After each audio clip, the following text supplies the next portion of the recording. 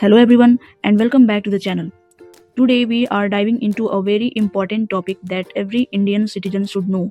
Whether you are a student preparing for exams or just someone who wants to understand how our laws protect us, we are talking about the Dowry Prohibition Act 1961.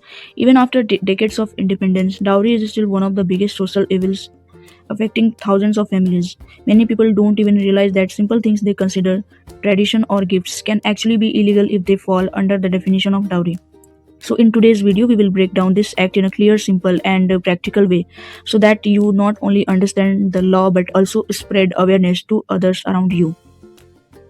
The Dowry Prohibition Act 1961 was introduced with the clear intention of eliminating the practice of giving and taking dowry in India.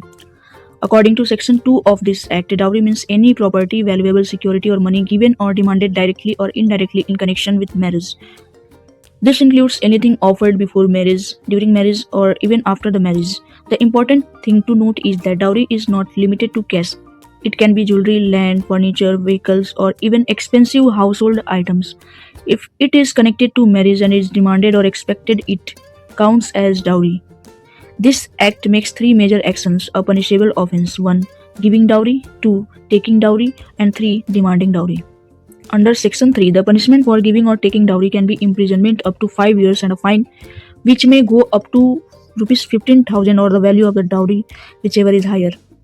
Under Section 4, even demanding dowry, whether verbally, indirectly, or through pressure, is a criminal offense. This means even hinting at gifts, asking for money, or placing conditions for marriage is illegal. The Act also empowers the courts to take strict action in cases where dowry leads to cruelty, harassment, or mental torture. This includes situations where the bride is forced to bring more money, is tortured for not giving dowry, or faces threats after marriage. Later additions in the Indian Penal Code, especially Section 498A and Section 304B dowry death, were strengthened to support this act. These laws ensure that if a woman dies within 7 years of marriage under suspicious circumstances, dowry harassment becomes a major point of investigation and the husband or in-laws can be held responsible. Another important provision is that any agreement made for giving or taking dowry is automatically void. This means it has no legal value and cannot be enforced under any condition. The Act also encourages people to report dowry offences, and any statement made by a victim is given special importance because such crimes usually happen inside the home where witnesses are limited. Despite being passed in 1961, the Act has gone through amendments to make it stronger and more effective. The government understood that dowry was not just a financial burden, it was causing emotional abuse, violence, and even deaths. Therefore, the law aims not just to punish but to create a social environment where marriages are based on mutual respect, not financial transactions. Over the years, awareness campaigns, education, and stricter enforcement have helped reduce dowry cases, but there is still a long way to go. Laws can only work when society chooses to follow them with honesty. So, friends, this was a complete and clear explanation of the Dowry Prohibition Act 1961.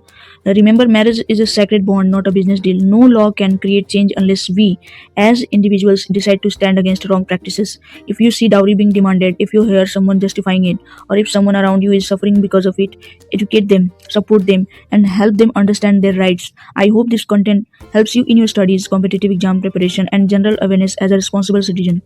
If you found this explanation helpful, make sure to like this video, share it with others, and subscribe to the channel for more such educational content. And yes, like always, I am also learning every single day, so don't just support. Thank you for watching.